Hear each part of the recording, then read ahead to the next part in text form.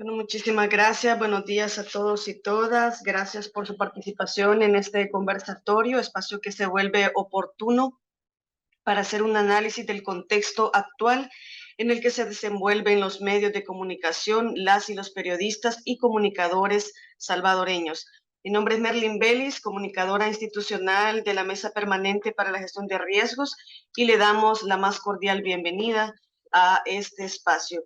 Hace exactamente un mes, el 31 de julio, se celebró el Día del Periodista Salvadoreño, así lo dice textualmente el decreto. Sin embargo, sabemos que actualmente muchas mujeres han asumido ese gran reto de hacer periodismo, sobre todo en este contexto en el que se viene deteriorando cada vez más el derecho a la libertad de expresión y de prensa. Sin más preámbulo, quiero presentarles a nuestras panelistas para conversar sobre este tema. Tenemos a Mónica Rodríguez, síndica de la Asociación de Periodistas del Salvador, APES. Mónica, buenos días, muchas gracias por estar acá. Merlin, buenos días, un gusto saludarte y saludar a quienes están con nosotros esta mañana. De verdad que es importante crear estos espacios para pues discutir lo que está pasando en nuestro país en general, pero también lo que está pasando desde la visión del periodismo, ¿no? Que también es un ente, digamos, parte de la sociedad civil contralor que permite medir también lo que ocurre en nuestro país. Así que ahí vamos a estar viendo un poquito de lo que hemos recogido desde la APES y pues para mí es un gusto también compartir con vos y con la otra invitada también que ya la vas a presentar por ahí. Bueno, muchísimas gracias, Mónica. Y también, pues, nuestra segunda panelista es Vilma Laínez. Ella es periodista de la revista Laraca. Y bueno, también agradecemos que hayas aceptado, Vilma, estar en este espacio con nosotras. Gracias, Merlin, y gracias a la mesa permanente por la gestión de riesgo por esta invitación.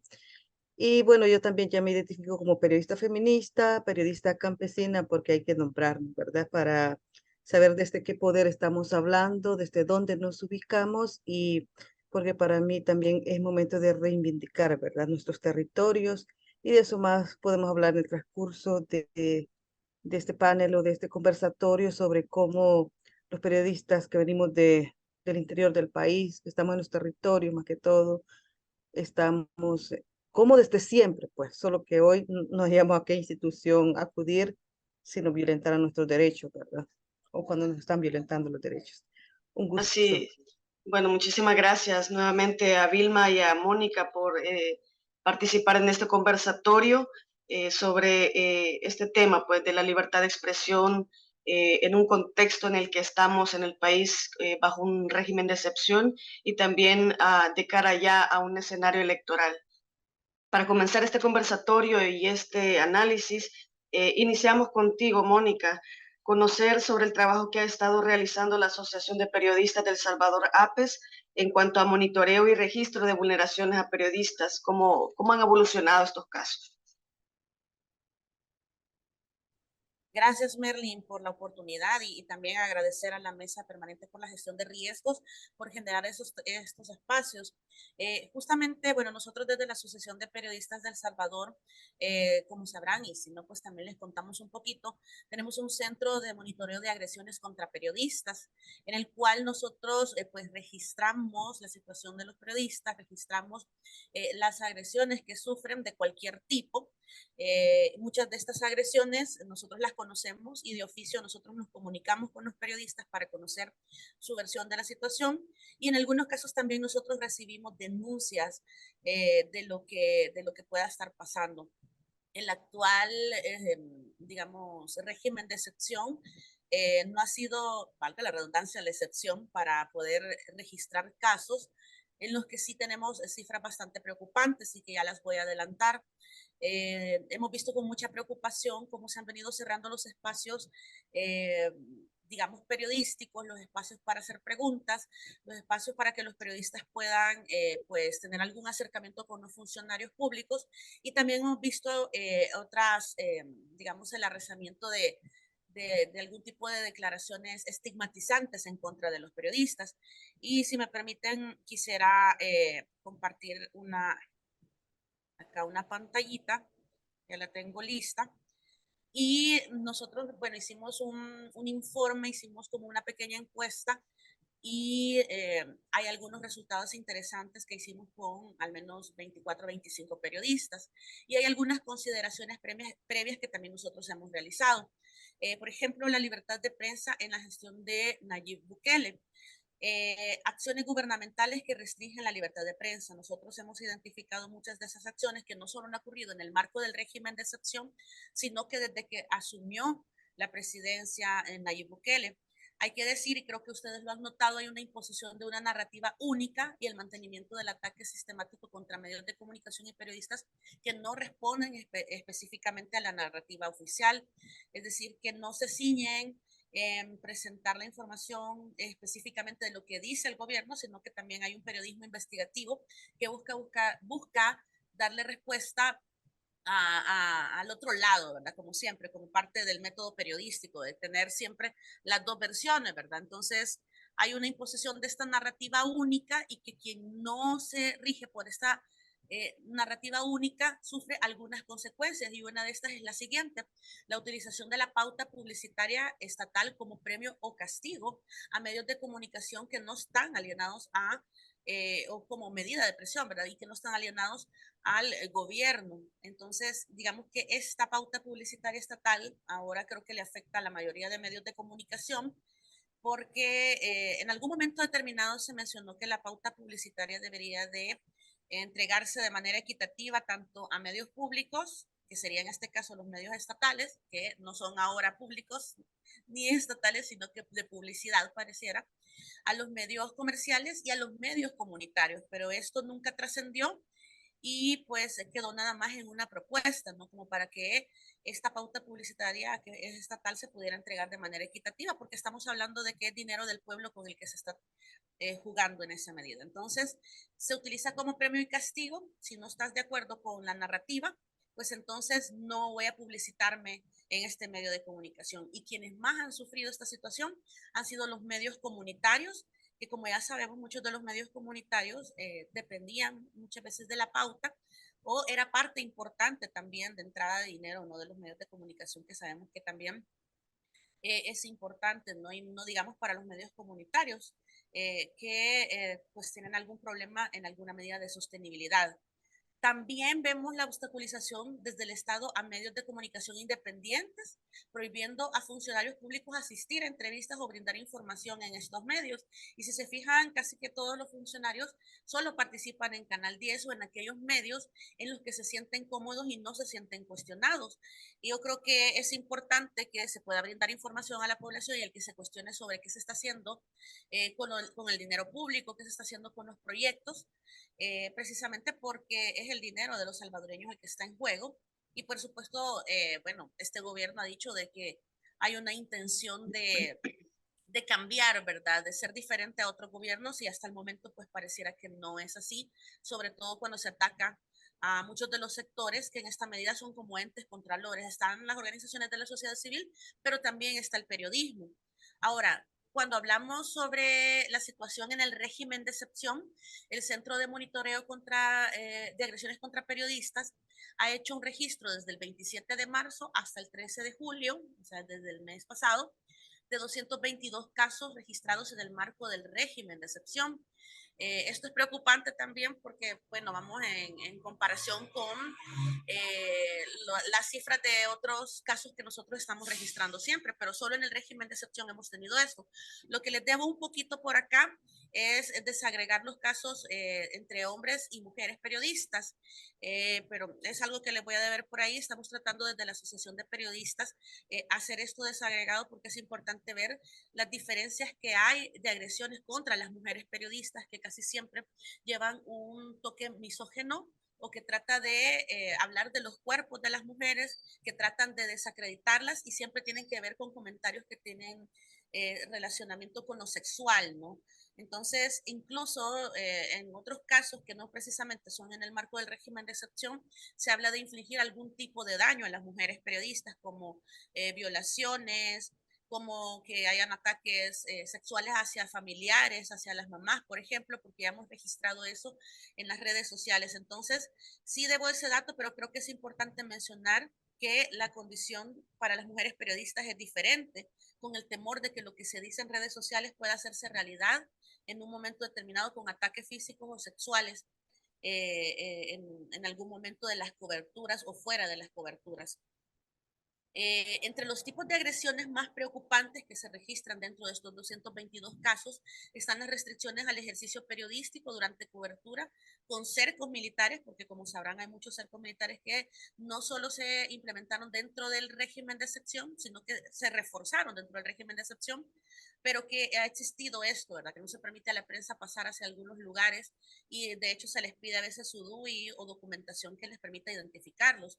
También ataques a partir de publicaciones o investigaciones relacionadas con el régimen de excepción, que precisamente si alguien publica alguna investigación en redes sociales, inmediatamente tendrás a todos los troles tratando de desacreditar y también tendrás a funcionarios públicos tratando de desacreditar esa publicación, ¿verdad? También hay retenciones arbitrarias por parte de militares y agentes de la PNC en el marco del régimen de excepción. También tuvimos registros de esto, detenciones arbitrarias por parte de militares y agentes de la PNC, cuando muchos de las compañeras y compañeros periodistas andan haciendo grabaciones o tomando fotografías. Bueno, se les retiene un equipo de prensa que estuvo retenido por una hora más o menos y en ese momento creo que estaban cubriendo, no sé si un asesinato, no era precisamente solo por el régimen de excepción, ya creo que estábamos en el régimen de excepción, pero hubo una retención de este equipo. Y bueno, al final, si no es por la presión que existe en las redes sociales, pues no se les deja seguir su trabajo, ¿verdad? También coberturas periodísticas durante capturas, redadas y operativos en el marco del régimen de excepción. Durante estos periodos siempre hay como mucho seguimiento a los periodistas, no se les permite del todo siempre hacer preguntas como quieran, ¿verdad? También criminalización de los periodistas, poner a los periodistas en el mismo huacal que los pandilleros al decir que se están reproduciendo algunas narrativas que son parte de lo que supuestamente dicen los pandilleros, o ponerte en el mismo huacal de los partidos políticos, ¿verdad? Los mismos de siempre, que son parte de estas narrativas que se intentan imponer. En este punto también no dejo y no quiero dejar de mencionar que uno de los casos que más nos preocupó fue el del periodista Víctor Barahona, que es un periodista comunitario que fue acusado injustamente de tener vínculos con grupos criminales y fue encarcelado casi por un año en el marco del régimen de excepción, y fue preocupante porque realmente no habían medidas, ¿verdad? Como muchos de los derechos han sido restringidos, pues era muy difícil poder apoyarle en este sentido, ¿verdad? Durante ese periodo de tiempo, el compañero sufrió graves abusos a su integridad, se le maltrató físicamente, lo torturaron psicológicamente, se le negó acceso a la salud y medicamentos y le impidieron ver también a su familia y a su defensa legal, que es algo que no solo ha ocurrido en el caso de Víctor, sino que también a muchas de las personas salvadoreñas que han sido detenidas injustamente. Esto cuenta, como decimos acá, como el primer caso de un periodista capturado bajo el Estado o el régimen de excepción. Incluso el caso se dio a conocer en la última sesión con la CIDH, donde también hubieron personeros del Estado, personeros del gobierno, y quienes pues en alguna medida negaban todas estas situaciones porque ellos aseguraban que todo esto no es de su conocimiento o que no ha sido registrado dentro de las instituciones públicas que deberían de garantizar la seguridad o las investigaciones. Y es que, ¿qué pasa? No hay una credibilidad hacia la institucionalidad del país porque toda esta institucionalidad se ha volcado y se ha mostrado genuflexa al gobierno actual. Entonces, digamos que esto es parte también de esto. Tenemos también, bueno, esto tiene que ver con la encuesta que yo les mencionaba, que quizás más adelante puedo mencionarles algunos resultados de cómo están viendo los demás periodistas esta situación. Dice, te enseñan desde el primer día del régimen que cualquiera puede ser detenido y la presunción de inocencia queda en segundo plano. Esto nos lo decía un fotoperiodista freelance, Merlin. Quizás me voy a quedar por acá para también dar espacio a Vilma, que tiene importante información que también darnos. Así es, y definitivamente vamos a seguir explorando estos datos, Mónica. Bueno, Vilma, con tu experiencia, ya decíamos que tú laboras en este momento para una revista digital. y se dedica mucho al tema de la investigación y sobre todo desde un enfoque feminista. ¿Cómo ha sido tu experiencia como periodista en la cobertura de temas relacionados a derechos humanos e investigaciones sobre personas desaparecidas actualmente? Contanos un poco sobre tu experiencia. Gracias, Merlin, y ahí van a disculparse en el fondo, escuchan algunos ruidos, ya que pues, estoy en mi casa familiar, donde hay niños, hay de todo esto, ¿verdad? Pero, pues sí, el panorama hoy más que nunca está bastante complicado, siempre ha estado específicamente, y eso es lo que yo quería acotar desde siempre, sobre todo para los periodistas del interior del país, los periodistas comunitarios. Merlin, vos y yo venimos de una zona de Cabañas, de Radio Victoria, donde antes, pues, nosotros nos enfrentábamos a acosos, incluso a violencia simbólica, incluso por parte de funcionarios locales, alcaldes, por gente empresaria de la zona, ¿verdad? Quien ganadera, pues quien tuviera el poder. El tema es que no se atrevían, pasaba más de ofensas en la calle, más de gritos, más de llamadas a veces, porque en ese momento, quieras o no, la institucionalidad funcionaba, pues uno sabía a quién acudir, pues a quién denunciar y sabíamos que algo podría hacerse. Ahora no. Ahora a mí me da miedo, por ejemplo, hacer una denuncia ante este comisionado de derechos humanos que dice que no hay peligro o no hay ataque a los periodistas porque él no registra denuncias, ¿verdad? Pero es que tampoco genera confianza. A mí no me genera confianza ir al puesto policial de mi comunidad a hacer una denuncia cuando sé que los policías o el puesto policial está pendiente de todo lo que yo estoy publicando, y no hay esa confianza, no sabes a quién acudir, pues cuando algo te pasa así, más que a situaciones que percibe, ¿verdad? O quieras denunciar fuera del país o ante organismos de derechos humanos para que las denuncias puedan ser de alguna manera registradas. A eso nos estamos enfrentando y como ya Mónica ha hablado bastante del panorama, no estamos teniendo la posibilidad de ah, interpelar a los funcionarios ante esta narrativa, ¿verdad? Porque yo me acuerdo del presidente de la República antes hasta publicaba nuestros reportajes cuando yo trabajaba en la UCA, hasta publicaba reportajes del Faro cuando se hablaba de otras situaciones donde él no tenía el poder, pero ahora que él tiene el poder, la narrativa es exponer a los periodistas, enfrentarlos a la sociedad para que lo que recibamos sean ataques a través de las redes sociales.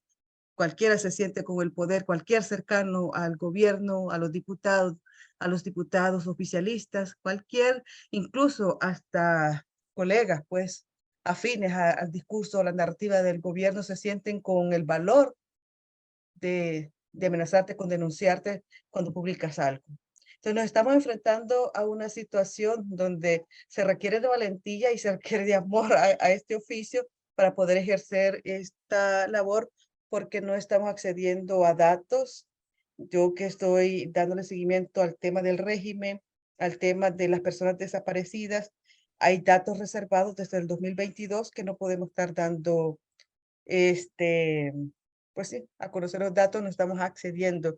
Es parte de la situación que estamos enfrentando hoy en día en el país, que como he dicho, ha estado siempre en el pasado, ahora más ese ataque, hoy que las redes sociales están en el boom, hay más señalamientos, más críticas, más persecución a través de las redes sociales, incluso, bueno, cuando te encuentras en las calles con un funcionario, los diputados, se dan como el lujo de exponerte, pues, cuando les estás entrevistando, ¿verdad? Como queriéndote ridiculizar cuando al final quienes hacen el ridículo son ellos, ¿verdad?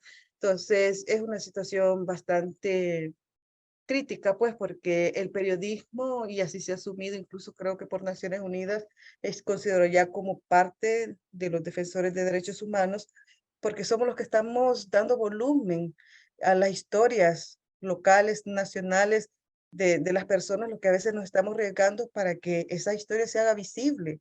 No somos las voces de nuestros protagonistas, ¿verdad? Porque hay que también ubicarnos en esa posición. Somos quienes simplemente amplificamos esas denuncias y nos arriesgamos para eso. Y cuando se conocen en algunos lugares, cuando exponemos realidades rurales, cuando exponemos otras situaciones, y en la medida que eso se expone a nivel nacional, se hace público, y si hay alguna solución al respecto, es parte de lo que uno puede aportar, pero simplemente somos eso, ¿verdad? Somos la gente que damos volumen a esas historias. Es parte del panorama, ¿verdad? Así es, Vilma. Y bueno, también cómo estás viendo en este momento en el que, por ejemplo, en la Asamblea Legislativa se le da mucho más realce, más importancia a un grupo de youtubers o influencers que a alguien pues que se dedica al periodismo desde una visión más crítica y tomando en cuenta también parámetros éticos para poder informar. ¿Cómo ves este auge? Y también una pregunta para Mónica. ¿Cómo ven este auge de youtubers, de influencers que se están dedicando dizque a brindar información a la población? Entonces, ¿qué criterios hay que tener actualmente para poder valorar todos estos aspectos? Yo creo que ese es el reflejo de quienes no gobiernan, ¿verdad? Porque le tienen miedo al buen periodismo, le tienen miedo a las personas que sabemos preguntar, a las personas que profundizamos en la realidad y también un llamado a la sociedad, ¿verdad? Qué tan, digamos, qué tan solvente o qué tan formadas, o sea, qué tanto la información que estos youtubers o estos creadores de contenidos les dan para que ellos tomen una buena decisión en sus vidas. Es que de eso se trata el periodismo. Lo que hacemos nosotros es un aporte a la comunidad y como tal, lo que buscamos es que la gente, cualquier decisión que tome en su vida, la tome de forma informada, ¿verdad? La tome con conciencia, ¿verdad? Entonces, a partir de ahí, si es que yo veo a estos creadores, este señor de apellido Silva, que, o sea, el lenguaje que usa este hombre, yo no sé, a mí en lo personal me da hasta pena ajena escucharlo. A mí en lo personal, y así como él, hay otros que el discurso es insultar, exagerar, mentir, porque es cierto, no tienen ninguna, no contrastan fuentes, solo lo que dice el gobierno, pues, que son estos youtubers los que tienen acceso a, si nos referimos a la Asamblea Legislativa, a los diputados. Tienen privilegio para entrar a la Asamblea Legislativa. Nosotros como periodistas tenemos que pasar un proceso engorroso, incluso le te preguntan cuando, o sea, yo ya llevo más de casi 10 años cubriendo la Asamblea Legislativa y siempre yo antes que iba, antes de esta legislación, incluso hasta los vigilantes ya te conocían, ¿verdad? O sea, ni siquiera solo te veían el carnet de prensa y podías entrar, ahora no, tenés que dejar el DUI solo le dejaba antes las personas particulares que llegaban a la Asamblea Legislativa, pero uno que iba a cubrir tenía, incluso entraba al Salón Azul a las plenarias y no tenía acceso a entrevistar a cualquier diputado. Ahora, ¿no? Los diputados de Nuevas Ideas solo se dejan entrevistar por esta gente creadores de contenidos que solo les gusta que les alabe, ¿verdad? Que no les digan sus verdades. Entonces, yo no sé, para mí que esa no es referencia, ¿verdad? Aunque es como, para mí son objetos de estudio, pues, de Así esta es. realidad que estamos viviendo, ¿verdad? Son objetos de estudio y que, lástima que no aprovechan la fuente, ¿verdad? Es lo que quería comentar. Así es. Bueno, también desde tu perspectiva, Mónica, ¿cómo ves como decía anteriormente, este auge de youtubers que se creen ahora periodistas y que se creen con el criterio, pues, de informar con la verdad a la población?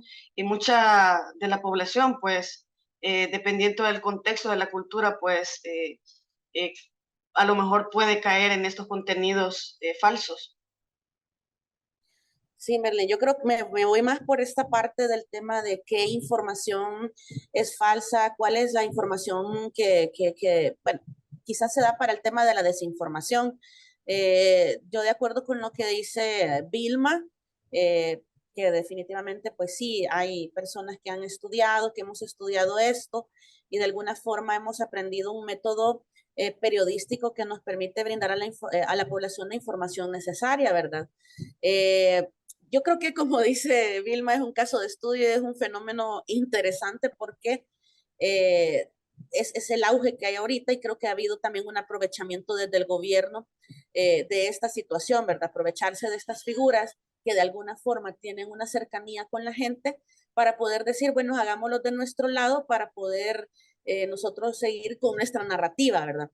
Fíjense que hay un periodista que se llama William Carballo que hace muchos estudios, muchas investigaciones, y él tenía 3 hipótesis de por qué tienen tanto éxito los youtubers, ¿verdad? O en su caso los tiktokers, y él decía que la primera era que tienen éxito porque embarran de emociones a las audiencias, ya que estos creadores de contenido cuentan historias, componen canciones, difunden memes, crean telenovelas, y no están tanto como poniéndole muchos colochos a las palabras, ¿verdad? En el método periodístico nosotros tratamos de que la población pueda de alguna forma aprender con nosotros, porque también nosotros estamos en constante aprendizaje, en cómo informar, en cómo hablar, ¿verdad? En cómo comunicarnos de una manera, pues, bien, ¿verdad? Entonces, es el contrario a lo que hacen estos generadores de contenido, los youtubers, ¿verdad? Por ejemplo, este señor Silva, que es bien lamentable su forma de actuar, ¿verdad? Aparte de una persona misógina que para poder crear contenidos tiene que atacar y burlarse de las mujeres o de las personas en general. Yo creo que eso no debería de ser como lo primordial, ¿verdad? Entonces, ¿qué clase de contenido le estamos dando a la población? Yo lo que sí puedo decir es que los youtubers y los tiktokers obviamente no hacen periodismo, pero sí generan contenidos. En muchos casos hay gente que genera buenos contenidos y no lo voy a negar, pero también hay que tener cuidado con el tema de la desinformación o las noticias falsas que puedan crearse, ¿verdad? Porque como decimos, no han recibido o no llevan un método periodístico que permita a ellos contrastar la información. Lo que sí, que lo que dice Vilma es cierto, están teniendo más acceso a la Asamblea Legislativa que los mismos periodistas, pero lo que pasa es que esta gente pudiera incluso estar pagada por el mismo gobierno, ¿no? Entonces, y hay muchos que se enojan por eso, porque yo he tenido algunos altercados con otros colegas periodistas. Yo lo que pongo en entredicho es el tema ético con algunos periodistas que también en alguna medida están a favor del gobierno. Yo creo que cada quien defiende su posición. El único tema es que cuando nos atacamos entre nosotros y empezamos a hablar mal de otros compañeros y atacar a compañeras, porque sucede que atacan más a las mujeres periodistas y de forma misógena, ahí entonces ya no existe ética. Y entonces yo creo que sí hay que poner el dedo en el renglón contra los periodistas que no están actuando de forma ética. Ahora, cuando ya hablamos de youtubers y tiktokers, definitivamente no están haciendo contenidos periodísticos, es ahí donde la población debe hacer la diferencia, y creo que eso es el principal punto, hacer la diferencia de qué es un contenido periodístico que contrasta información, que tiene diferentes versiones, que me presenta toda la gama de información que yo necesito, frente a un contenido que ya tiene una posición específica, y sobre todo estas personas que están hablando bien del gobierno cuando están pasando otras cosas, por ejemplo en el régimen de excepción, donde hay graves violaciones a los derechos humanos, y yo no veo a los tiktokers hablando de esa situación, dándole voz a las familias que están viviendo esto. Entonces yo creo que ahí es donde nosotros debemos saber identificar el tipo de contenidos que estamos teniendo. Solo quiero quedarme en la otra parte, porque me gustaba mucho lo que decía William Carballo.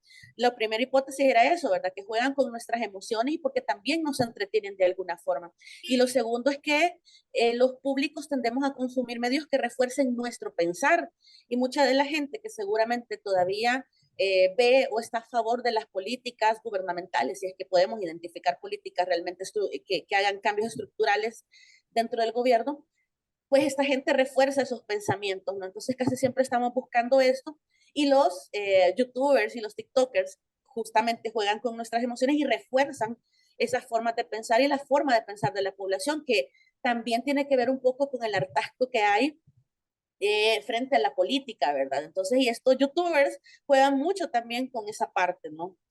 Y lo tercero que decía en su momento William Carballo es, es que la popularidad de estos sitios virtuales donde ellos se mueven, dice, bebe leche directamente, dice, del bote de la falta de alfabetización mediática e informacional de nuestra educación, o que nuestra educación acumula. Es decir, nosotros también desde los medios de comunicación, o no sé si el Estado debería de ser el que pueda generar esta alfabetización mediática, donde también la población puede exigir contenidos de calidad, ¿verdad? Y no contenidos que sean un chiste o se burlen de otras personas. Entonces, creo que el tema es que la gente sepa identificar qué es información y qué es entretenimiento. A partir de eso, pues obviamente que este gobierno siempre va a aprovechar cualquier cosa para que se siente su posicionamiento y su narrativa y va a aprovechar incluso la ventajosa forma de esta gente que tiene para moverse en las redes sociales para poder sentar posición y que quién sabe si estén pagados o no. Así es. Bueno, y dentro de todo este contexto también es importante mencionar que a pesar que las condiciones no se prestan en el sentido que se ha eliminado la ley de acceso a la información pública, el funcionariado público se cierra, digamos, al escrutinio de los medios, a pesar de todas estas dificultades, ¿cómo valoran ustedes eh, este crecimiento de las mujeres periodistas, de su trabajo, de cómo se refleja también en investigaciones, porque se están haciendo investigaciones a pesar de todas estas dificultades? ¿Cómo valoran también este impulso que hemos tenido las mujeres? Yo siento, Merlin, que eso, digamos, quiera o no, es parte de lo positivo, ¿verdad? Que vivimos en un contexto bastante crítico, pues, por nuestra labor. Hay el surgimiento tanto de mujeres como también de medios independientes haciendo buenos trabajos. Nosotros pues somos parte de un colectivo de mujeres periodistas que nos estamos organizando en torno a las diferentes problemáticas que nos afectan, ¿verdad? Y estamos investigando temas que también, porque todo lo que nos afecta es político, todo lo que nos afecta en nuestros cuerpos es político. Entonces, si a mí, por ejemplo, la falta, o sea, ¿cuántas de nosotras que estamos acá, pues la falta de agua nos afecta? Somos seres humanos, ¿verdad? Y a pesar de que, o sea, si esta situación se repite y es constante entonces, algo no está bien, nos está diciendo que no está bien, que no es normal. Entonces, como mujeres tenemos algo que decirle a esta sociedad. ¿Por qué? Porque simplemente somos mayoría y cualquier problema que le afecte a una mujer tiene que verse como tal, porque muchas veces se ve como que los problemas que afectan a la mujer son temitas, ¿verdad? Ay, por eso no, y quienes deciden sobre nuestros temas. Si ustedes ven a nivel, se están suicidando las mujeres. Este, bueno, suicidios, los que están presentando hoy, ¿verdad? O los asesinatos, los feminicidios. ¿Quiénes están al frente de las políticas sobre esta situación? Vean el gabinete, vean las fotos del gabinete de seguridad, hombres que no van, es como que un hombre hable sobre el tema de la menstruación, ¿verdad? Entonces no van a tomar en cuenta las realidades que enfrentan las mujeres. Entonces yo estoy en un espacio que es el medio de Alaraca, donde, pues sí, es ahí donde he descubierto que todo lo que nos afecta se puede ver como política, ¿verdad? En nuestro país, incluso en temas de cómo, o sea, el tema de la menstruación, que es un tema que yo hice un artículo, hace un video, que está de moda hacer pequeños videos, cómo llevar una menstruación digna, pues. Cómo en otros países hay muchas niñas que dejan de ir a la escuela cuando les viene su periodo menstrual. E incluso cómo se plantea desde Naciones Unidas, desde la UNICEF, que para quienes están al frente de programas, incluso de la escuela, puedan haber acceso a los insumos, a las toallas sanitarias para las personas, que hayan incluso espacios físicos para que las niñas puedan cambiar y desechar todos estos materiales. Eso un hombre no lo va a exponer en una nota. Si no le damos esa mirada este, feminista, ¿verdad? De cómo esta realidad no es normal, como también el tema de los cuidados, ¿verdad? Quienes siempre estamos al frente de los cuidados, casi todos desde que nacemos, ¿verdad? Desde que cuidamos a los niños, alguien decía, para las mujeres que no tenemos hijos, ¿verdad? Y que somos mayores, nuestros hermanos menores deberían de felicitarnos también por el Día de las Madres, ¿verdad? Porque desde que estamos niñas estamos a veces ejerciendo esas labores de cuidado y hasta que envejecemos cuidando a enfermos. Entonces, esos temas es bueno ponerlos en el centro del debate, incluso cómo las economías, las decisiones en torno a la economía afectan a las mujeres. Entonces creo que esos temas están tomando auge porque son temas que nos estamos repreguntando como mujeres profesionales que no es normal. Así Nos es. estamos sacando y hay mujeres más que están en la línea de esto me está pasando a mí, ¿verdad? Que se están identificando con este tipo de contenido y que este contenido quiere ser una vez desde la brújula, desde la araca, estamos ayudando incluso a que la gente pueda tomar decisiones informadas al respecto del tema, a cuestionar que el cuidado no es normal, que solo sean las mujeres que estén al frente de él. Así es. Bueno, también continuando con este conversatorio, es importante ver también otros elementos de nuestra realidad. Estamos ya cerca o más bien estamos también frente a un escenario electoral en donde pues un presidente se quiere reelegir a pesar que la Constitución lo prohíbe. ¿Cómo ven, Mónica, todo este panorama? De cara a las elecciones, cómo se ve también el trabajo periodístico, ya que son periodos en donde también se intensifica la violencia y se intensifica también la persecución a la labor periodística. También, ¿cómo valoras este punto?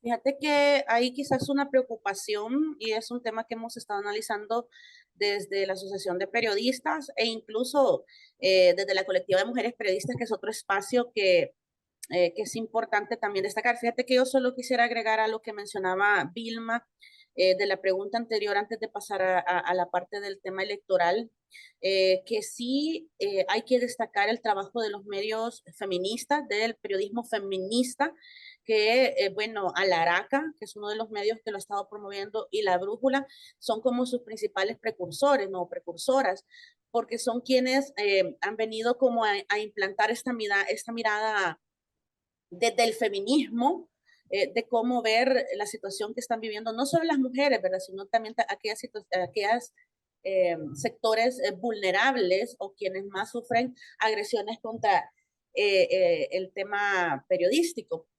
Entonces, yo creo que es importante que destaquemos a estos medios, que destaquemos espacios también como la Colectiva Mujeres Periodistas, porque es también un basta ya o un alto a las agresiones que muchas compañeras están viviendo al interior de los medios de comunicación, porque está ocurriendo también, y también las agresiones que viven desde funcionarios públicos o hasta desde el mismo presidente, ¿no? Que desacredita o criminaliza la labor de los periodistas y que tiene un mayor énfasis en las mujeres periodistas. Se ha intentado hacer muchas cosas, generar protocolos para la protección de las mujeres periodistas, y esto también se enmarca en lo que quería decir respecto al tema de las elecciones. Creo que viene un panorama bastante álgido, viene un tema, y no es que seamos un poco pesimistas, es que el problema es que la situación que estamos viviendo del quebranto de nuestra democracia, así nos lo muestra. Creo que tocará en este momento, y nosotros lo hemos planteado, generar más protocolos de seguridad de cómo vamos a hacer las coberturas periodísticas y que sean mucho más seguras, ¿no? Porque ahora también, si estamos viviendo un tema de desinformación o de noticias falsas o de posverdad, como lo quieran ver, pues también en el momento de elecciones esta situación aumenta mucho más. La desinformación corre tan fácilmente que creo que tendremos que tener cuidado en este sentido.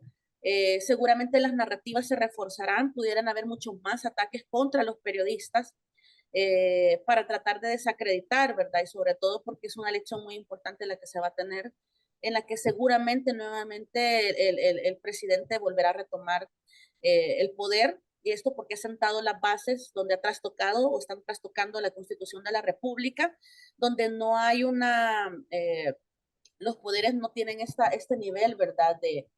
Eh, el contrapesos, no hay contrapesos en la Asamblea Legislativa. Digamos lo que le decían en un inicio, la institucionalidad se ha volcado y está genuflexa al gobierno. Entonces, ¿qué garantías hay de que estos contrapesos puedan desarrollarse, verdad? Entonces, creo que tocará seguir haciendo mejor o buen periodismo del que se ha tratado de venir haciendo por muchos medios de comunicación, desde las radios comunitarias. Yo trabajo en una radio comunitaria que es Bálsamo Radio TV, y también tratamos de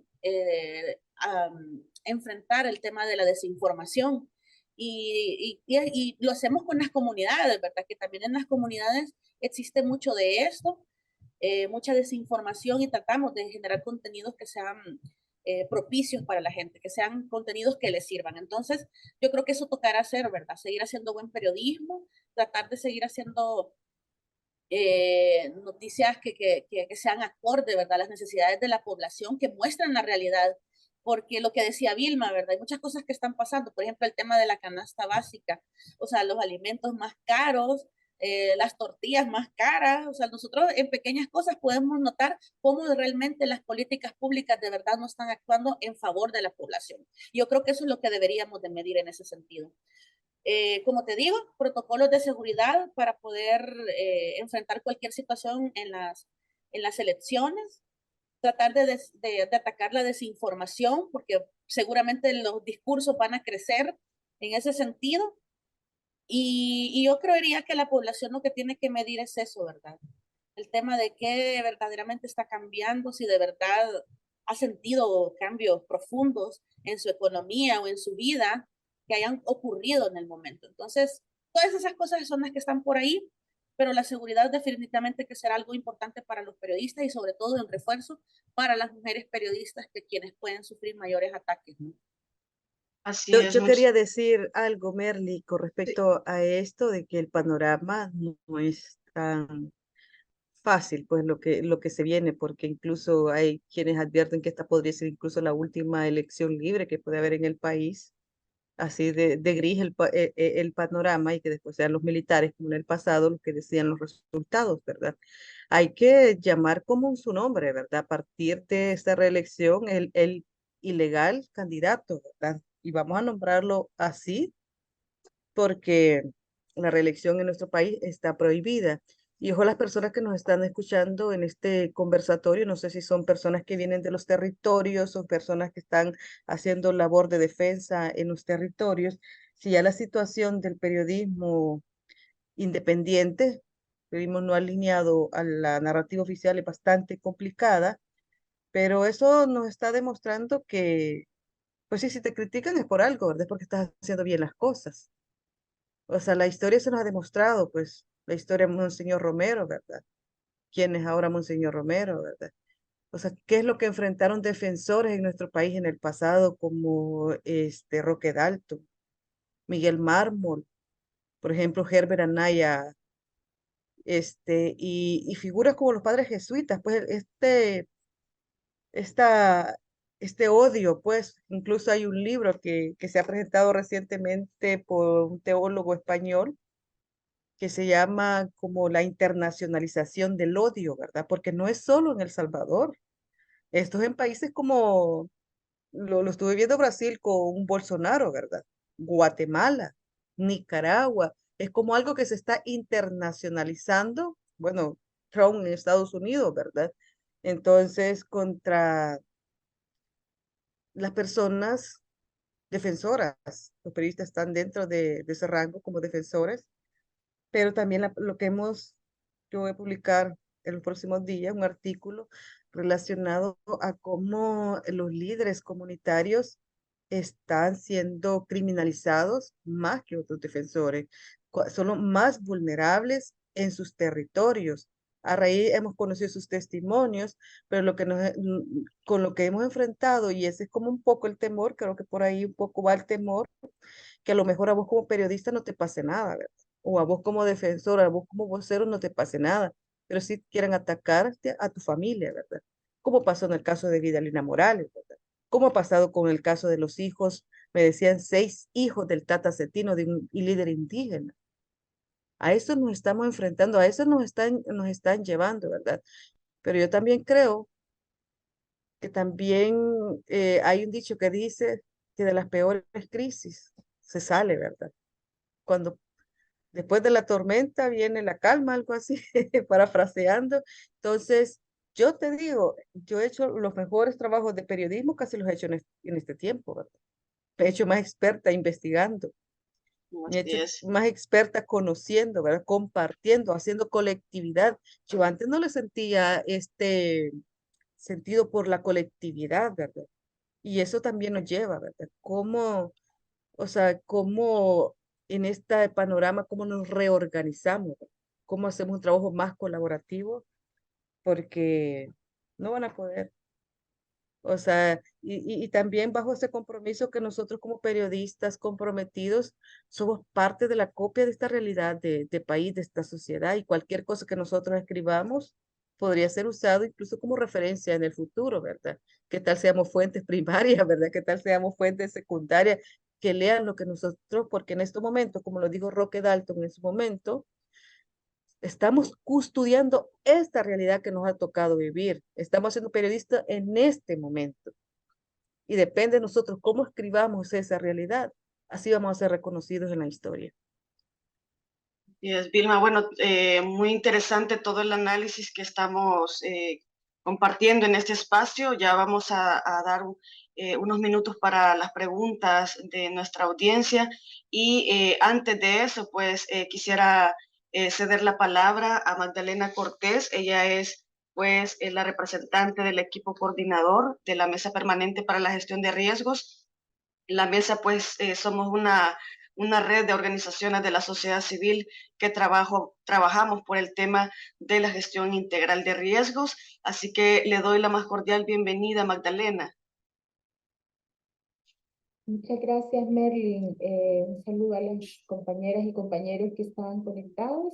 La verdad que es un gusto poder participar esta mañana en esta conversación bastante interesante. He escuchado con mucha atención lo que las compañeras han planteado y mientras escuchaba sus planteamientos, créanme que he tenido un revuelo en la cabeza porque como este tema de la libertad de expresión que han señalado las compañeras afecta la realidad de las mujeres. Si vamos a hablar concretamente de las mujeres, eh, sin embargo, también la realidad de las comunidades que viven en condiciones de vulnerabilidad, que como ustedes lo deben saber, son casi que el 90% del territorio salvadoreño es una población de alto riesgo. Entonces es bien importante señalar que hay, así, al igual que ustedes han comentado, ¿verdad? Yo estaba haciendo un recuento desde cuando las mujeres venimos hablando de la gestión integral del riesgo y que es un tema que ha sido casi que otorgado de manera casi que automática a los hombres. Y que las voces de las denuncias y las voces de lo que está sucediendo en los territorios está casi siempre dado por los hombres, aunque en los territorios donde se trabaja son las mujeres las que salen al paso ante las situaciones que viven en sus comunidades. Quiero señalar un par de aspectos porque si hablamos de libertad de expresión, también debemos de considerar que la libertad de expresión, y creo que lo han hecho de esa manera, pero yo quiero tocar el tópico comunitario, cómo las mujeres tienen el derecho a expresarse, cómo las mujeres son tomadas o no en cuenta por los periodistas y las periodistas. Y quiero hacer una salvedad porque creo que es necesario reconocer que el periodismo comunitario es el que le ha dado voz a las comunidades. Yo quiero reconocer eso, sin embargo, pese a que ahora es un sector o un grupo de profesionales que está siendo agredidos y que están, digamos, viviendo una situación compleja y nos solidarizamos con ellos, pero también hay una franja de este grupo de profesionales que no ha visto en las mujeres y en las comunidades como un actor que pueda decir la verdad, que pueda denunciar o que pueda alzar la voz. Creo que eso lo hemos vivido, pero que también, por eso hago la salvedad del periodismo comunitario y de muchos otros profesionales que se han ido sumando y que han ido como, creo yo, sensibilizándose sobre la necesidad de abrir los micrófonos, abrir las páginas de sus periódicos o los audios de sus páginas web o de las radios comunitarias para que se expresen estas mujeres y estos hombres que viven en una condición de vulnerabilidad. Creo que hay varios ejemplos sobre cómo hombres y mujeres que han ejercido la labor de periodismo comunitario tienen como muchas dificultades. Y yo sí quiero señalar, no sé, como digo, mi tema es en la gestión del riesgo y quiero señalar cosas que no se publican, por ejemplo, y que si se publican es muy poco. Los abusos, por ejemplo, a la hora de hacer el tema de los rescates en las comunidades, ¿verdad? Hay muchos abusos, hay mucho manoseo, hay mucho aprovechamiento muchas veces de las instancias que ahora se han convertido casi que en instancias, no casi, sino que ahora son militares los que hacen la labor de rescate y de evacuación. Si en el pasado han tenido un papel peligroso cerca de la población en condición de vulnerabilidad, ahora no es la excepción, ¿verdad? Hay todo ese tipo de cuestiones. Hay abusos en los albergues. ¿Verdad? Tenemos casos de niñas que han sufrido acoso, agresión, violencia sexual, pero de eso se habla muy poco. De eso se habla muy poco. Y ahora creo que se va a hablar menos, porque ahora el ejercicio periodístico, como ustedes lo han señalado, está vetado a que todo lo que se denuncie es porque estás en contra del gobierno. ¿Verdad? Es que sos contrario al gobierno, aunque sea una realidad de lo que está sucediendo. Pero quiero rescatar que no es algo solamente en la actualidad. En el pasado hemos vivido agresiones las mujeres en términos de cómo se describe una nota de una mujer ambientalista que está allá en la comunidad y que, bueno, a saber si será cierto, si esta señora dice la verdad, si no está exagerando, lo que se nos ha acusado históricamente a las mujeres del chambre, ¿verdad? Creo que ustedes lo habrán vivido también en términos de apelativos que se le señalan a las mujeres que están tratando de levantar una situación, una problemática en sus comunidades. Recuerdo con mucha tristeza cómo en el pasado los personeros de protección civil deslegitimaron muchas veces los planteamientos que se hicieron desde este espacio como mesa permanente para la gestión del riesgo, sobre lo que estaba sucediendo en términos de la protección civil en El Salvador.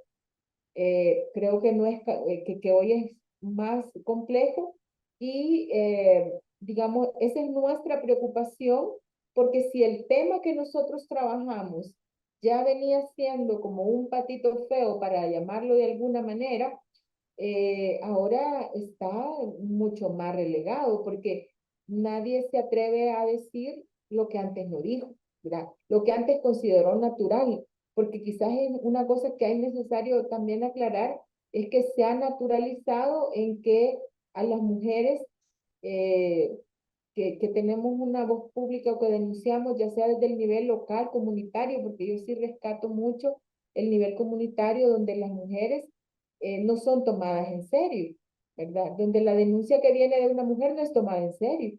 Y creo que el tema de la violencia doméstica es el caso más evidente. Sin embargo, los casos que tienen que ver con defensa de sus territorios, con defensa de sus bienes naturales, en defensa de su misma familia, también son casos que digamos que se tildan de que porque la mujer está loca y no se resaltan los casos.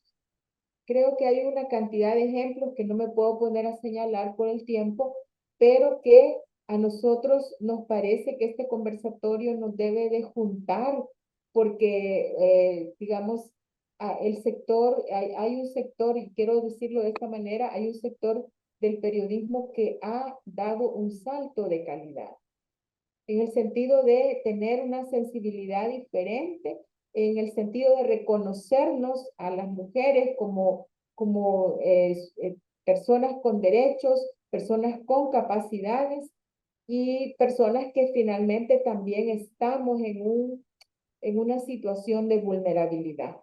Porque en este momento en el país, en esta situación, seas periodista o no seas periodista, lo que sea que digas en un tema públicamente puede ser agredida, ya sea que te maten en las redes, o ya sea que te lleve el estado de excepción, o ya sea que te señalen en un círculo muy privado como alguien que está, como alguien que es afín probablemente a una corriente o a un partido político, porque esa es la manera de legitimar ahora lo que digas.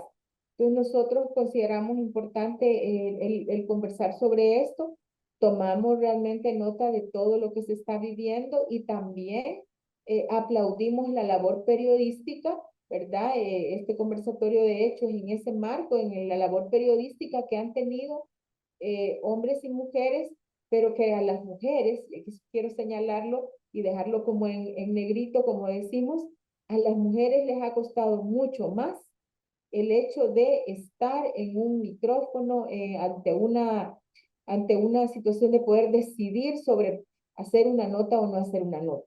Para las mujeres ha sido mucho más difícil, aún en los niveles comunitarios, porque no podemos decir que porque venía de un medio comunitario no tuvo ninguna agresión, no tuvo ningún comentario despectivos, no tuvo todos esos señalamientos acerca de su cuerpo, de su imagen, de su forma. Yo creo que somos una sociedad en construcción, que por ahora creo que esa construcción más amplia se ha puesto como en pausa a partir del estado de excepción, a partir de todas las amenazas que hay en el entorno. Sin embargo, como lo han señalado en el colectivo y quizás más a nivel pequeño, podemos seguir en esa construcción de un mundo más equitativo y más respetuoso y que reconozca las habilidades, los conocimientos y las apuestas y las propuestas de las personas que viven en mayor condición de vulnerabilidad.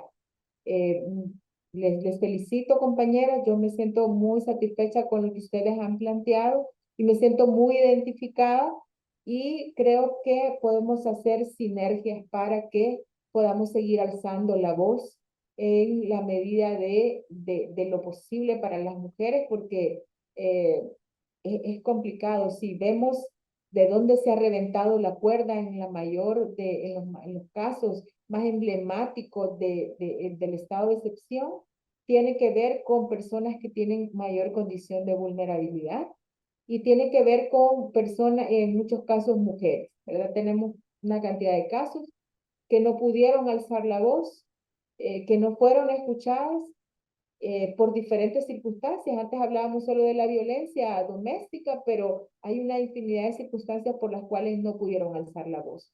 Así que muchas gracias y ha sido realmente un placer poder compartir con usted. Bueno, muchísimas gracias a Magdalena Cortés, representante del equipo coordinador de la Mesa Permanente para la Gestión de Riesgos.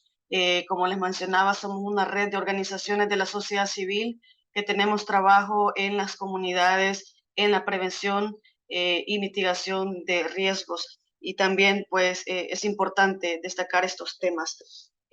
Vamos a un espacio de preguntas y respuestas, así que les invitamos a quienes están en esta sala de conversatorio puedan hacer sus preguntas, sus comentarios. Adelante, Breni, si puede también en cada intervención presentarse de la organización que nos acompaña. Adelante, Breni. Sí, buenos días, Merlin. Buenos días a las personas que nos acompañan, tanto por Zoom como por la transmisión en vivo. Sí, mi nombre es Breni Herrera. Yo soy directora ejecutiva del Instituto de Investigación, Capacitación y Desarrollo de la Mujer, una organización defensora de los derechos humanos feminista, y también soy integrante del equipo coordinador de la MPGR. Para mí ha sido como bien interesante, ¿verdad? Escuchar a las dos compañeras. Sí, realmente, bueno, yo también soy periodista, ¿verdad? Pero tengo años de no ejercerlo. Hice hace mucho tiempo durante la época de la guerra y un poquito después de los acuerdos de paz.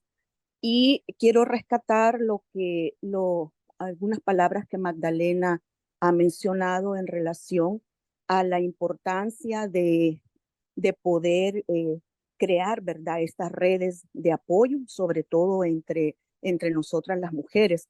No me voy a detener a explicar todas las situaciones y las condiciones de vulnerabilidad en las que estamos las mujeres, porque ya se ha explicado ampliamente y todavía podríamos pasar horas enteras, ¿verdad?, hablando sobre eso, pero sí creo que es una de las cuestiones que debemos de rescatar, ¿verdad? La creación de estas redes, ya existen algunas, hay que reforzar otras y debemos nosotras las mujeres estar como es en ese constante fortalecimiento, ¿verdad? Y saber que no estamos solas en esta lucha. Realmente es preocupante, ¿verdad? La dictadura en la que nos encontramos, todo apunta a que es una dictadura y hay que mencionarlo de esa forma, ¿verdad? Es un régimen dictatorial, definitivamente, que se va a venir y se va a seguir reforzando durante 5 años más. Y eso debe de obligarnos a que podamos tomar medidas como las que ya estuvieron planteando las compañeras. Me parece adecuado. Creería también de que sí es importante que podamos ir creando esas nuevas narrativas. No todas las organizaciones defensoras de derechos humanos tenemos la experticia que puedan tener las y los periodistas en poder ir creando esas nuevas narrativas e irnos apoyando de esa forma. A veces nos volvemos más reactivas, ¿verdad? O reactivos, y es importante estar como no solamente reaccionar, sino que también poder tener propuestas concretas frente a las situaciones que se puedan estar desarrollando y a otras que sabemos cuáles van a ser sus consecuencias, ¿verdad? Porque que no se necesita como ser clarividente o tener una bolita mágica para saber qué es lo que pueda suceder con algunas situaciones, ¿verdad? Muchas cosas se repiten. Nosotras venimos de una guerra civil de 12 años, estuvimos toda nuestra vida, hemos estado sometidas a gobiernos militaristas que nos enseñaron a la población a poder buscar otras alternativas, otros medios de poder alzar la voz, de que se nos escuchara. Y la guerra hizo que también surgieran medios alternativos que la misma población buscaba para poder estar informada. Ahora hay un gran reto, y el gran reto es de que este auge de redes sociales, de influencers, youtubers, yo no mucho estoy enterada de eso, pero escuchándolas a ustedes me voy como ilustrando. Sí creería de que también debemos de entrar, ¿verdad? Como a ese mundo, no para entretener, sino que para informar. Yo he visto, por ejemplo, algunas chicas que ocupan el TikTok, ocupan el YouTube para poder denunciar situaciones, ¿verdad? Y me ha gustado bastante porque en cuestión de 30 segundos, ya no más, ahora las y los jóvenes no están atentos más de 30 segundos, se va pasando la pantalla rápidamente, pero sí he visto buenas propuestas en 30 segundos de poder informar a la población, porque de eso se trata. Por supuesto, no se debe de abandonar un periodismo de altura, ¿verdad? Un periodismo investigativo, eso se tiene que seguir manteniendo, pero debemos de reforzar, pienso yo que debemos de reforzar, de que debemos acercarnos más. Magdalena ha hecho una amplia explicación de la situación y de las condiciones de vulnerabilidad que viven las mujeres en los territorios, ¿verdad? No solamente por sus condiciones de riesgo ante el medio ambiente, ¿verdad? Sino que también ante la pobreza, ante la inseguridad, ante la violencia de género. Y yo creo que eso es importante, que también los medios de comunicación alternativos ahora, ¿verdad? Puedan conocerlo, puedan acercarse a nuestras organizaciones, puedan escuchar la voz de las mujeres que están diariamente sobreviviendo, porque esa es la realidad, no es la realidad que nos presentan a través de los medios oficialistas, ¿verdad? O a través de influencers que ni siquiera viven en nuestro país y no tienen ni idea de lo que de verdad está sucediendo, más que el guión que les puede pasar pues el dictador, ¿verdad? Entonces, yo sí quería mencionar eso, quería además también agradecerles la palabra de ustedes, ha sido como muy reconfortante poder escucharla, ¿verdad? Preocupante también por todas las amenazas que las mujeres periodistas, los hombres periodistas también están sufriendo en nuestro país, o sea, la ley Mordaza es complicada, nos afecta no solamente a ustedes, nos afecta también a las personas que somos defensoras de derechos humanos, que somos activistas de derechos humanos y especialmente a las mujeres, ¿verdad? Sabemos que el discurso oficialista es un discurso misógino y obviamente todos estos influencers y toda esta gente que está al servicio del dictador siguen ese discurso de odio. Eso va a ser así y me temo que se va a contar, ¿verdad? Entonces yo quiero felicitarlas, saludarlas, ¿verdad? Y decir que no están solas, que hay otras alianzas y redes que estamos también a favor de la defensa de los derechos humanos, de rescatar, ¿verdad?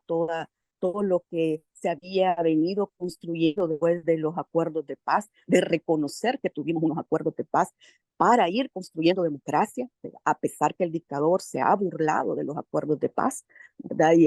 Y eso indigna sobremanera, ¿verdad? Porque muchas personas fuimos parte y perdimos familia durante la guerra y eso es una afrenta realmente.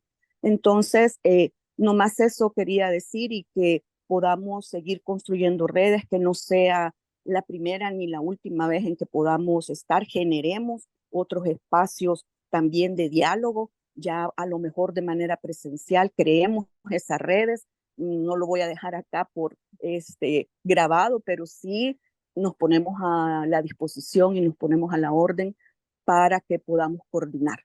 Muchas gracias, buen día. Bueno, muchísimas gracias a Breni, quien también es, bueno, la representante de IMU, una organización parte de la Mesa Permanente para la Gestión de Riesgos. Abrimos el espacio para otros comentarios que puedan tener ustedes acá, de quienes están participando en este conversatorio, sobre los retrocesos en la libertad de expresión y la libertad de prensa en el contexto del régimen de excepción y pues frente a un escenario electoral. Me gustaría saber si a alguien más le gustaría hacer un comentario o pregunta a nuestras panelistas. Yanira Palacios. Sí. Adelante, Yanira. Muy buenos días. La verdad que a mí me ha gustado mucho y como dijeron ustedes, nunca se termina de aprender. Yo soy estudiante de la licenciatura en periodismo de la Universidad de El Salvador y me gustaría hacerle 3 preguntas al respecto de lo que ustedes han hablado en este conversatorio virtual. La primera pregunta es que ¿cuál es el seguimiento o monitoreo que están realizando la Asociación de Periodistas de El Salvador y la Procuraduría de los Derechos Humanos al respecto al caso del periodista comunitario Víctor Barahona, quien fue detenido en el marco de este régimen de excepción, así como lo estaban mencionando en este conversatorio? Muchas gracias. Bien, gracias Yanira por acompañarnos esta mañana. Gracias también por las palabras de la compañera anterior, Breni, y también de Magdalena. Para nosotros es un gusto poder compartir y retomo el tema de reforzar estas redes, ¿verdad? Sobre todo entre mujeres. Fíjate que con el tema de, bueno, y me alegra que en estos tiempos los estudiantes de periodismo estén acá también tratando de meterse ya a hacer análisis, a tratar de hacer periodismo, considerando que a veces puede ser un poco frustrante, pero creo que hay que destacar eso y qué bueno que estás en esta carrera. Nosotros, dentro de la Asociación de Periodistas, tenemos, o bueno, se creó en un momento determinado un espacio que se llama la Mesa de Protección a Periodistas. Quiero hacer hincapié en esto porque también ahí verás la diferencia. Dentro de la Mesa de Protección a Periodistas, la APES, digamos que es la que lideraba un poco el espacio, y dentro de este espacio estaba la Procuraduría para la Defensa de los Derechos Humanos. Sin embargo, desde la gestión de Apolonio, la relación pues ha sido básicamente nula, porque aunque nosotros hablábamos de de ver la intermediación de la PDDH en algunos casos, no recibíamos respuestas. Y para esta nueva gestión con la señora Caballero, hasta el momento no hemos tenido ningún acercamiento. De hecho, ya creería yo que no son parte de la mesa de protección a periodistas y no hemos visto tampoco algún pronunciamiento con fuerza de parte de la PDDH respecto a la situación de la prensa en el país y la situación de los periodistas. Hasta el momento tampoco ha habido un pronunciamiento en el caso de Víctor Barahona, que es una situación bien grave que, como les comentaba, se llevó a la sesión que hizo la Comisión Interamericana de Derechos Humanos, donde también no hubo digamos, un posicionamiento desde las autoridades o desde las instituciones nacionales respecto al caso, ¿verdad?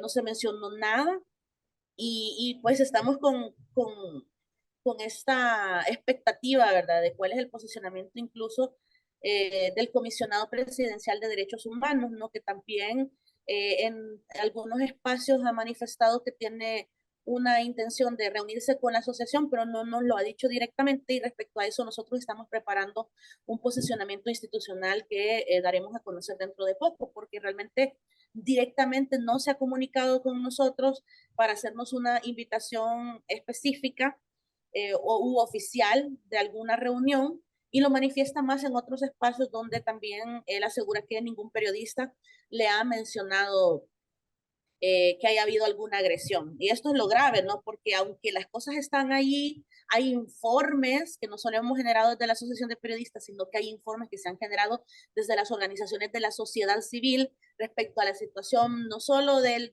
periodismo o de los periodistas, sino de la situación en general de la población.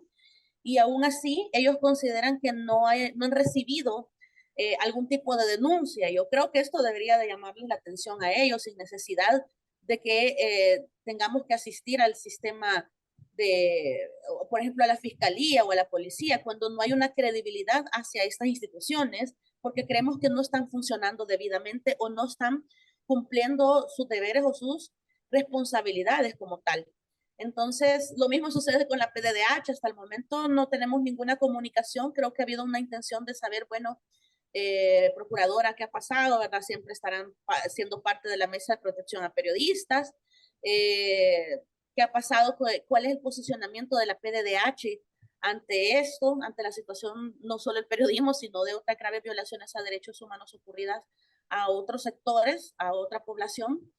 Y pues también nos llama la atención que haya un comisionado presidencial que hasta el momento pues tampoco está como asegurando, no sé cuál es en realidad su función, ¿verdad? Si realmente no va a velar por los derechos humanos. Entonces es bien complicado. En el caso de Víctor Barahona, nosotros seguimos pendientes de él. Se ha tratado la manera de asegurarle diferentes medidas, diferentes protocolos, porque entiendo que siempre las personas que salen de la cárcel bajo el régimen de excepción, creo que les extienden alguna carta, pero siempre son propensos a que vuelvan a ser capturados, y esa fue la situación que ocurrió en un momento determinado cuando fue al juzgado. Prácticamente hicieron que callara con tal de que también él pudiera obtener la libertad, ¿verdad? Prácticamente callaron, o sea, todo lo que él estaba contando de lo que le había ocurrido dentro de la cárcel era grave saberlo, que no solo le ocurría a él, sino que a otras personas que también habían sido detenidas. Y pues creo que eso por eso mismo también decidieron que no siguiera dando este tipo de información, porque al final esto cala, ¿no? Y esta es la realidad de lo que está pasando. Así que eso podría decir a la compañera. Muchísimas gracias. Me gustaría hacer otra pregunta al respecto. Como ustedes, Asociación de Periodistas del Salvador, ¿cuáles son sus esperanzas y expectativas para el futuro en términos de crear un entorno más seguro y respetuoso para los periodistas, ya que la ley de protección a periodistas se engavetó, por así llamarlo, y no hay, digamos, protección así, aunque APES está dando seguimiento y así, pero ¿qué expectativas, por favor?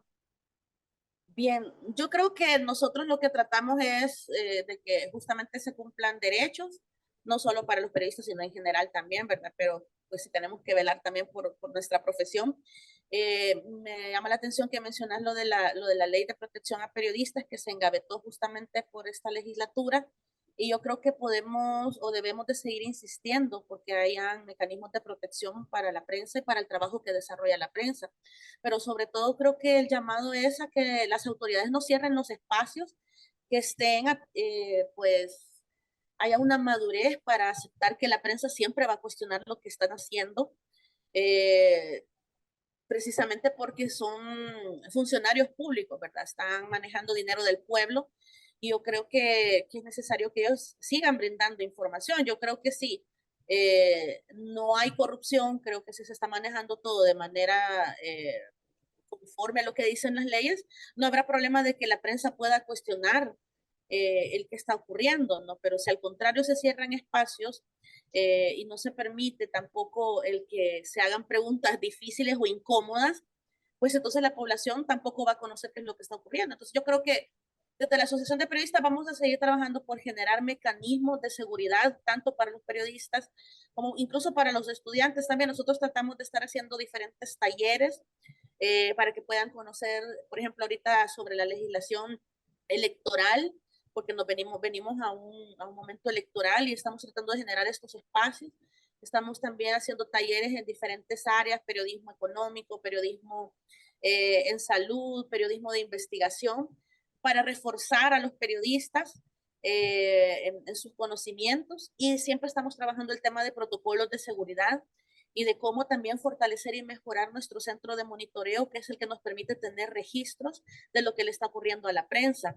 Entonces, yo pintaba un panorama un poco desalentador y pesimista, porque de verdad que para nosotros es complicado trabajar en momentos en donde no se cumple o están ocurriendo graves violaciones a los derechos humanos, que no solo nos ocurren a nosotros, sino que estamos viendo también que mucha gente lo está viviendo, y aún cuando lo denunciamos, lo que nos queda también es generar redes entre nosotros, tratar la manera de generar estas redes como periodistas, no solo a nivel nacional, sino que también generar redes a nivel regional, porque mucha de la información, aunque no están dejando que fluya, o los grandes medios tratan de opacar esta información, nosotros hacia afuera estamos tratando de informar sobre lo que está ocurriendo en nuestro país. Entonces, el tema de redes, el tema de protocolos, el tema de seguir fortaleciendo capacidades, creo que siempre lo vamos a mantener, y pues también seguir insistiendo porque hay una ley de protección a periodistas, que creo que hay una intención también de volver a presentar esto, ¿verdad? De no dejar de insistir. A mí me gusta una frase, pero ahorita no la tengo muy a la mano: insistir, persistir, resistir y nunca desistir, porque pues sí, debemos seguir manteniéndonos en la exigibilidad de derechos todas y todos. Muchas gracias, Mónica. Yo quería agregar un poco más por lo Tu que micrófono, Vilma, sí. sí, ¿ya? Sí, adelante. Sí, la situación es bastante complicada, como también la está enfrentando las personas en los territorios, ¿verdad? Como insisto, yo siento que los que están más en territorio están más expuestos a ser vulnerados, y que no le quepa la duda a Bresni Herrera que las mujeres ya estemos dentro de los sectores a los que van a empezar a ver como enemigos del sistema, porque así es, ¿verdad? Cuando a este gobierno se le expone, se le exige y todo, entonces ya va creando categorías. Antes inició con los partidos de oposición, luego inició con las ONGs, luego hoy con los periodistas, ¿verdad? Y las mujeres es un sector que está generando agenda, que está poniendo agenda al frente. Y yo creo que una de las, aunque suena, no sé cómo decirle, pero es un poco utópico, pero también es el momento para organizarnos como prensa. También es el momento, que otras periodistas se animen a hablar de lo que está pasando también en sus espacios de trabajo, ¿verdad? Nosotros como colectiva ya estamos registrando las violencias que enfrentan las mujeres, y estamos abriendo ese espacio donde mujeres nos han buscado. Yo tengo compañeras del diario de hoy que a lo mejor públicamente no van a hacer esas denuncias, pero sí te lo están comentando, lo están dando a conocer lo que están viviendo en su medio, ¿verdad? Como también en la televisión. Pero también otra de las cosas de lo que yo veo positivo de esta parte, que estamos haciendo un buen trabajo como periodistas, el tema que nos estamos formando en también aprovechar todo este auge de redes sociales, ¿verdad? Cómo también formar nuestras capacidades, potenciar nuestras capacidades, Y algo que me gusta, como yo he dicho, yo he estado aprovechando mucho en la autoformación, aprovechando cursos en línea, aprovechando, y a veces tenemos, como también los ojos de organismos internacionales están puestos en El Salvador, hay ahorita a veces oportunidades de formación que en otros momentos a lo mejor usted hubiese pagado bastante para adquirirla, pero el hecho de cómo, bueno, yo tuve el año pasado, creo, un taller sobre cómo hacer podcast, porque aunque soy periodista de radio, porque yo vengo de radio, Radio Victoria, Radio YSUCA, ahora en un medio digital, mi formación ha sido bastante en radio, ¿verdad? Más de 15 años en experiencia de radio, pero también el tema de los formatos en podcast también tienen otra dinámica, el tema de las redes sociales, cómo aprovechar el potencial de las redes y no quedarnos atrás, ¿verdad? Ojalá que estos generadores de contenido también aprovechen su potencial, pues, y lo que produzcan sea información que ayude a la gente a tomar decisiones en su vida, ¿verdad? Porque también cuando ya dejen de ser útil para este sistema, los van a desechar y muy probablemente van a terminar presos algunos, ¿verdad? Entonces, que también s- sepan aprovechar ese potencial que tienen las autoridades, el acceso, pero que también nosotros aprendamos, pues esto nos obliga, pues también a potenciar nuestras capacidades en el manejo de todas estas redes, porque a lo mejor las nuevas generaciones de periodistas ya van a venir con ese chip, ¿verdad? De las tecnologías. A nosotros nos está tocando aprender y a veces estamos aprendiendo con gente que sabe, con gente que tienen esta experiencia, periodistas, cómo se la juegan en México, cómo se la han jugado en Cuba, incluso para hacer periodismo de calidad en Venezuela, en otros países, donde también la situación ha sido complicada para la prensa. También la estamos aprendiendo. Y también estamos creando protocolos. Así que no todo está perdido. Bueno, muchísimas gracias, Vilma. Vamos a dar un espacio para 2 participaciones más. Me gustaría saber si hay alguien más que quiera dar su opinión en esta mañana. Daniel Urrutia, buenos días. Hola, muy buenos días. Yo soy igual estudiante de periodismo de la Universidad de El Salvador y hacer una pregunta si se conocen casos acerca de periodistas que están exiliados en el extranjero por miedo o por amenazas que han tenido que salir del país. Bueno, esta pregunta creo que va dirigida para ti, Mónica. Sí, nosotros tenemos en los registros de APES hasta julio que creo que teníamos 11 periodistas que habían salido del país por temor a algún tipo de represalia. De esos también habían, quizás el menor número eran compañeras periodistas, pero sí también hay registros.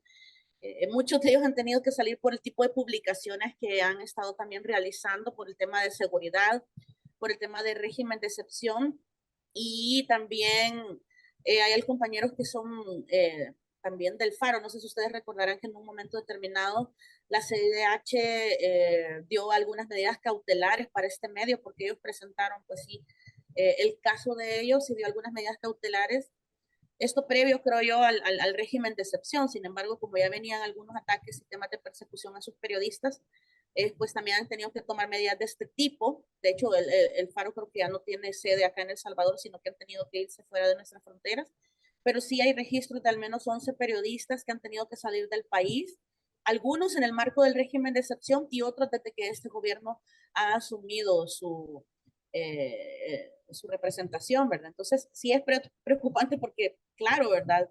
Qué complicado el tener que ejercer periodismo desde afuera, complicado que no puedas ejercer tu derecho a la libertad de expresión, a la libertad de prensa, al acceso a la información, porque también eso es otro derecho que creo que no hemos hablado.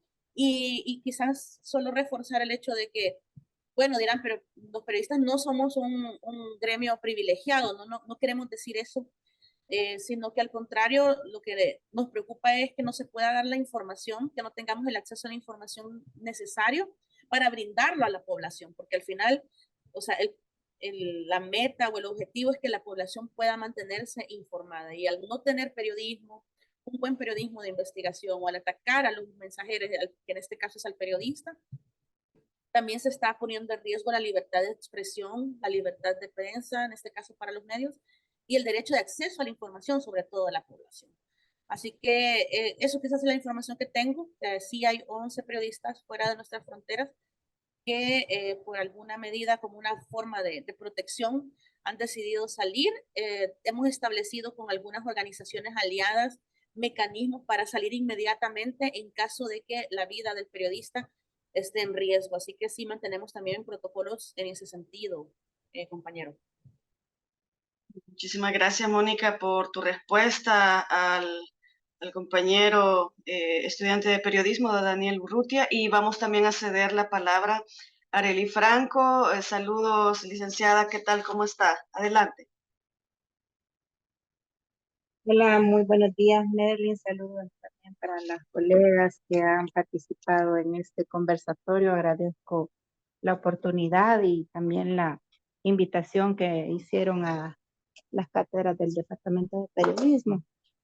Yo lo que puedo es comentar que para nosotros como formadores de futuros periodistas se vuelve un reto el hecho de poder evidenciar este tipo de casos y situaciones, pero que también es importante, me parece a mí, por el hecho de que eventualmente nuestros estudiantes en el futuro se convertirán en comunicadores que a su vez estarán expuestos a ciertos riesgos, pero no por ello pues intimidarlos, sino que para ir haciendo algún nivel de conciencia que permita que ellas tengan claridad respecto a la forma en la que se está ejerciendo el periodismo en nuestro país, en nuestros días, y que hay que luchar porque ir combatiendo esas situaciones. Lo que me lleva es a preguntar o pedirle su opinión precisamente en ese sentido, porque recientemente de la Universidad para la Paz de Costa Rica, que siempre la UNESCO y otras instancias han estado muy pendientes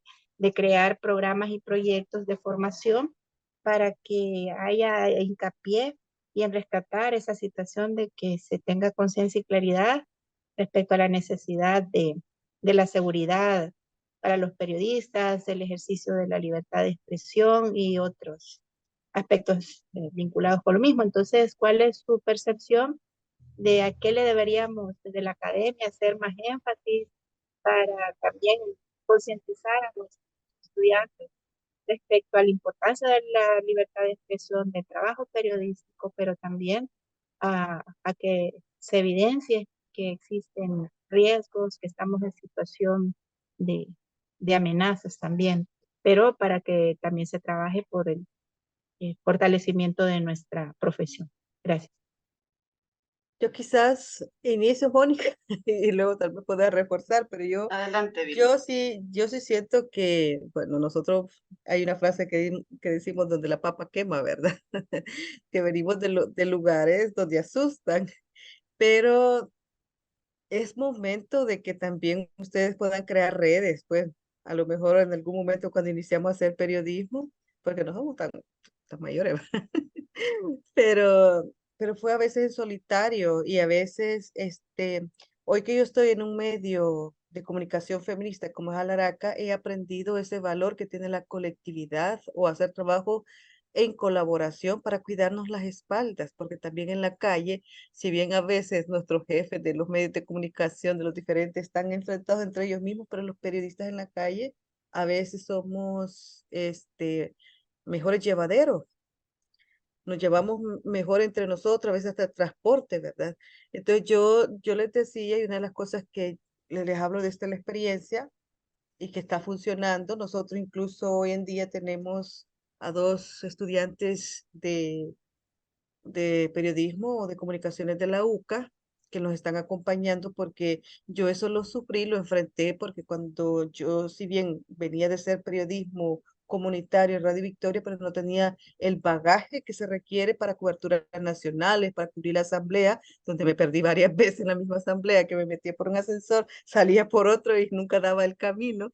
Entonces, no, lo que hacemos a veces con esta o por ejemplo, cuando andábamos con, o sea, hasta el uso de cómo usar la grabadora para entrevistar a alguien, cómo posicionarnos, este, a estas chicas les contamos estas experiencias, ¿verdad? Yo algunas me las he llevado a la que ha estado conmigo, a cubrir la Asamblea Legislativa, cuál es la experiencia, cómo tenés que ir, qué documentos no te deben de faltar, dándole un tour como es, ¿verdad? Cosa que yo no tuve la introducción y eso no se lo dan, no sé, en la academia, no sé, yo estudié en la UCA, pero en la UCA no te dan esa práctica. Yo siempre decía eso, ¿verdad? Que a veces llega un momento en la carrera que deberían de enseñar a la gente cómo es la práctica, pues, cómo es una cobertura y sentarnos, vayan a hacer no mandarlos a hacer las tareas a sus casas, hagámosla como una sala de redacción, ¿verdad? Que las tareas que les dejamos,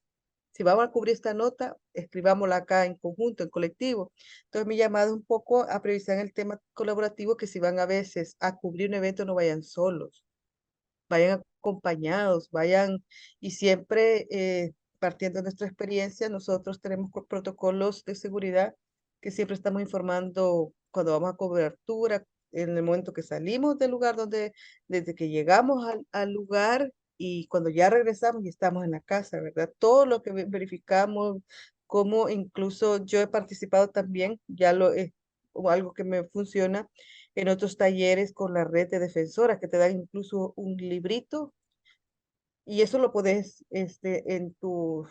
siempre tengo una libreta, ¿verdad? Que todo lo que te parezca raro en territorio y lo como anotando, ¿verdad? Incluso la hora que pasó, quién lo hizo.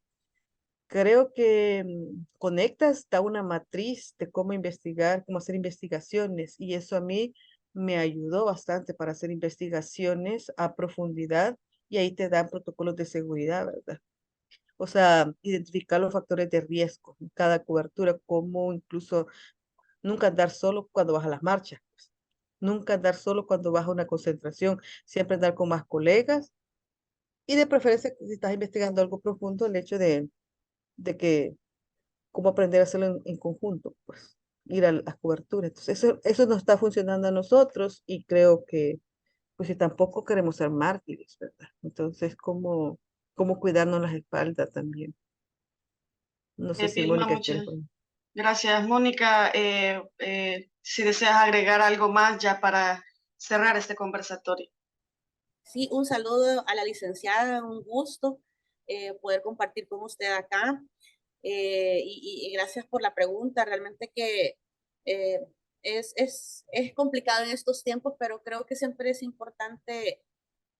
No sé qué tan fácil ahora es poder hacer alguna reforma curricular dentro de periodismo, porque sé que es un trabajo bastante fuerte, pero que sería interesante poderlo hacer. No sé qué tan fácil es, porque pues sí, ¿verdad? Existe mucha burocracia, hay que hacer muchas cosas, pero sí creo que es importante que dentro de los contenidos o dentro de las materias que puedan darse en periodismo haya un elemento del tema de la defensa de derechos, no sé, o periodismo con enfoque de derechos humanos, no sé si podría ser algún aspecto que nos ayude también a defendernos a nosotros, primero porque somos sujetos de derechos, somos personas que tenemos derechos y reconocernos en ese sentido.